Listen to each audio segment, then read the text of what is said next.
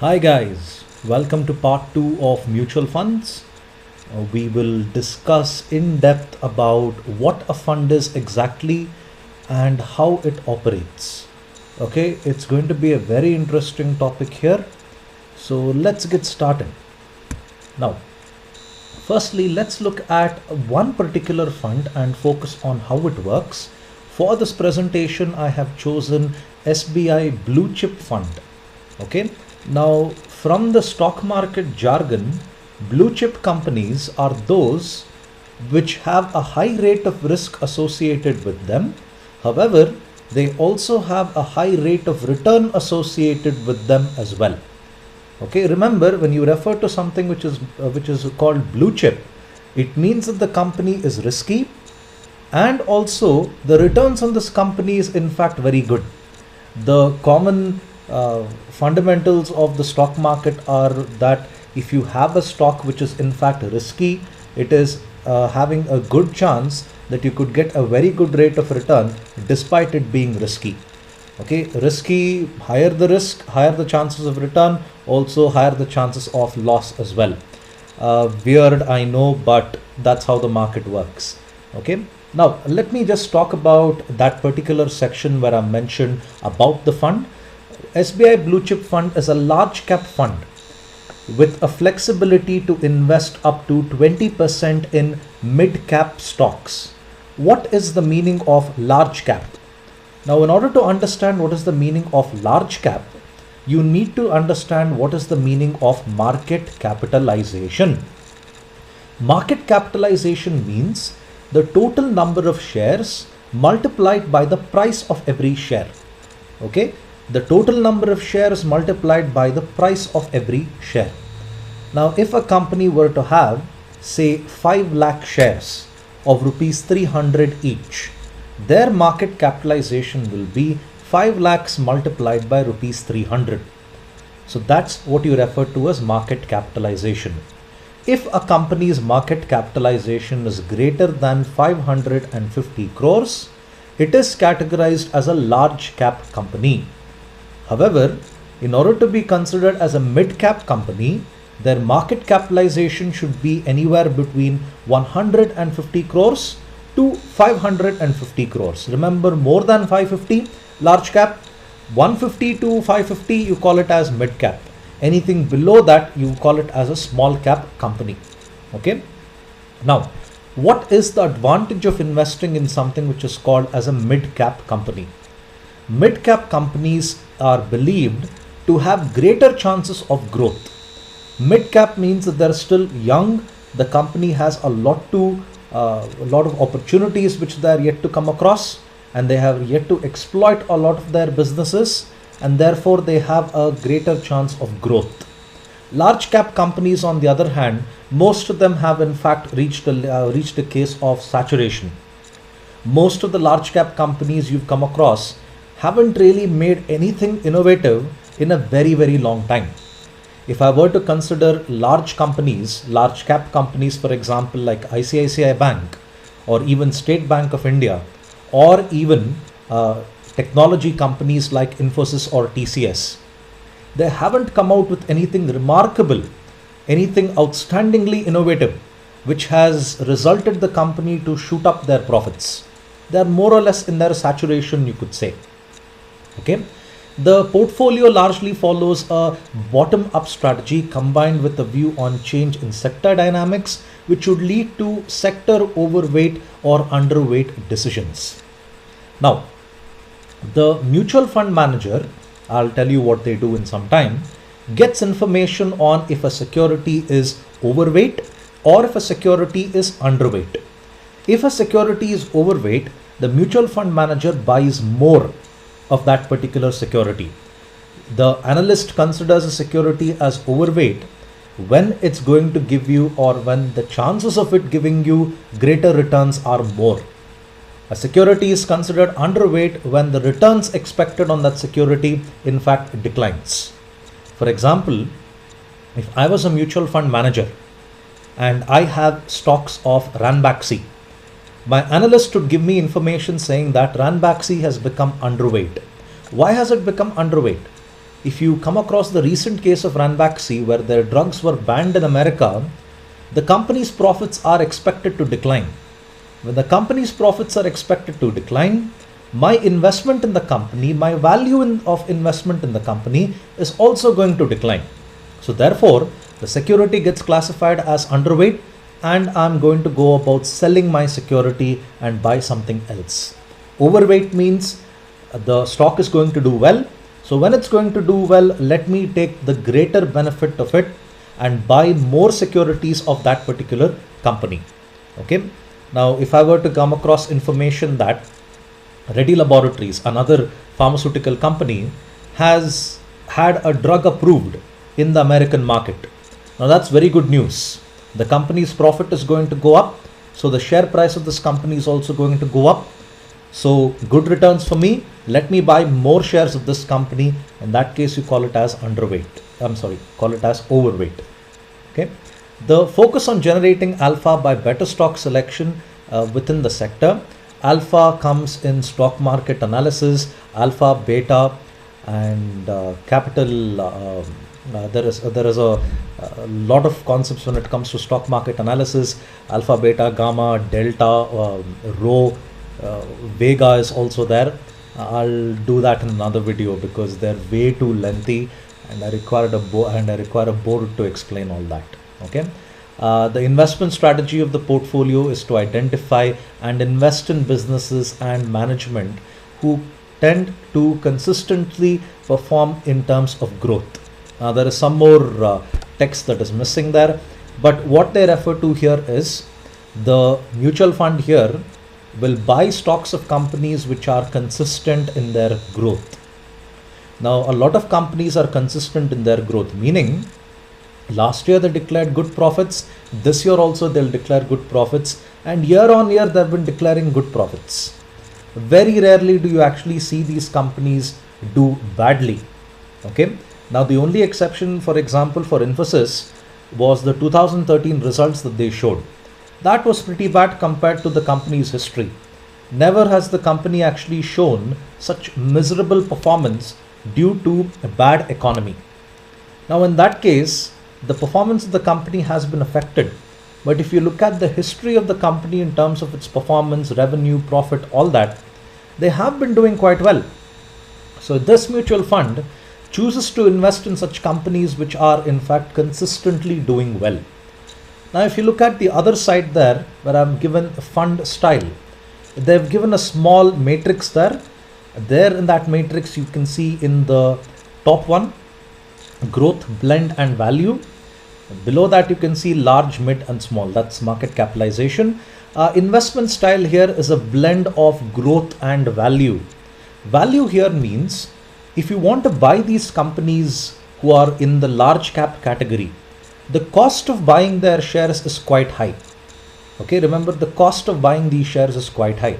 You could buy these shares for like 2,000, 3,000 rupees for just one unit of the company share, just one unit. Okay. Now buying one unit doesn't really make any give you any good returns. So what happens here is even though you're not buying them individually in just one or two units, the mutual fund company is able to buy them in large quantities and give you the benefits of investing despite the cost of investment being quite high. Okay.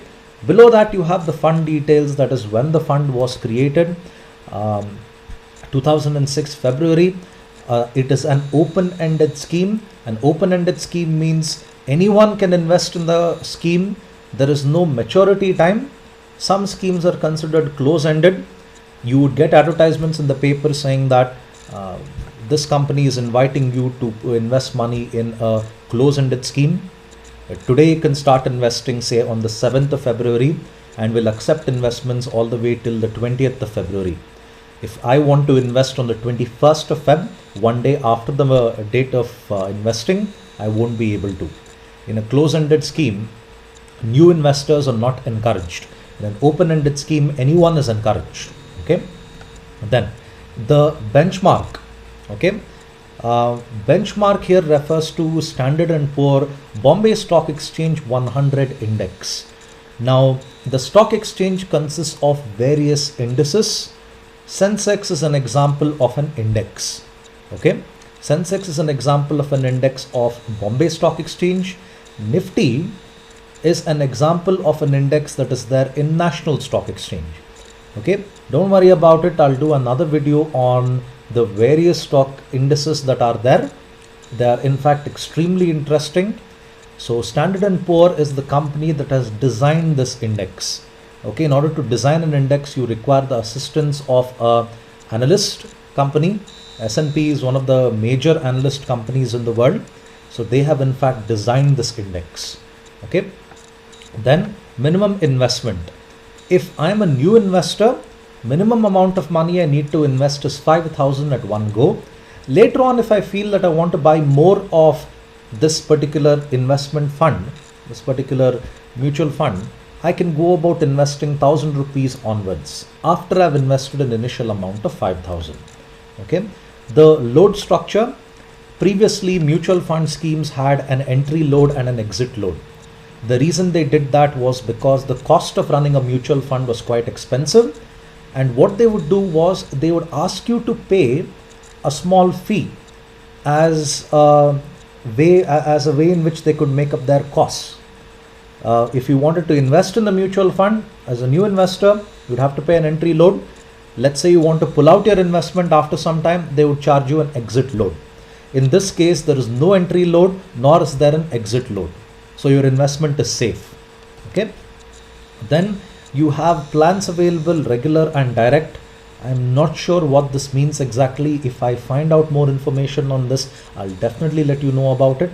Options here, you have growth and dividend. Now, growth option here means your investment will appreciate in terms of value, meaning let's say you invested 5,000 rupees. Over a year, 5,000 rupees could become say 5,200 or 5,300. Okay, and the money is given back to you afterwards. Dividend here means if the companies go about giving dividend, the dividend amount is in turn used to buy more units of the mutual fund. Okay, so you need not invest anything more. The additional bonuses which the company give you, okay, using that money you could buy more units of the mutual fund. Moving on. Why do we need a mutual fund manager? In fact, this particular mutual fund is the SBI Blue Chip Fund. In fact, has been headed by this lady by name Miss Sohini. I hope I'm pronouncing her name right. Miss Sohini joined SBI Fund Management Private Limited as the head of research on October 2007. Now, a mutual fund manager is required because when you have traders who are buying and selling securities of various companies, they need to have someone who can guide them in order to what securities they're supposed to buy in order to meet the objective of that mutual fund. All funds have got one particular objective or the other. I've chosen here SBI Blue Chip Fund. It's an equity-based scheme.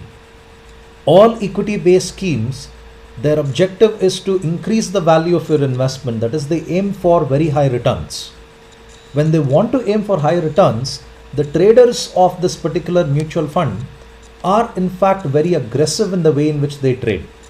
So these guys need to be told what shares they're supposed to buy, what shares are good, what shares are bad, what is the allocation of resources they're supposed to put in, all that. Okay. And as you can see in the end, I mentioned once upon a time in one of my classes in the evening college that as a chartered accountant, you can even take up the job as a mutual fund manager. And as you can see here, Ms. Sohini happens to be a chartered accountant as well. Okay. Now moving on. How does the fund manager, operate? Now here, this report has been prepared as of the 31st of December 2013. Now, as of that particular date, the mutual fund comprised of these sectors of investments, meaning 5.16% of my investment has been in the telecom sector. Let's say I as an investor have put in just that minimum 5,000 rupees. In that 5,000 rupees, 5.16% has been used in order to buy telecom shares. Okay. The major investment that you can see there would be the financial services.